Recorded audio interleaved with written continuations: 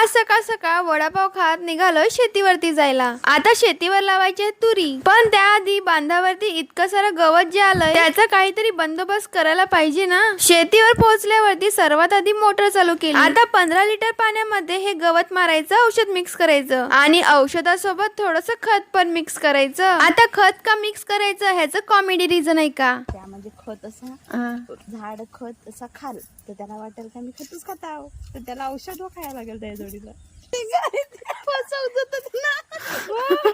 गवताला फसवत खरं तर हे मस्करी सुरू आहे, कोणीही मनावर घेऊ नका हा। आता हेच बघा ना, बाबा इकडे औषध मिक्स करतायत आणि इकडे आई काय बोलते,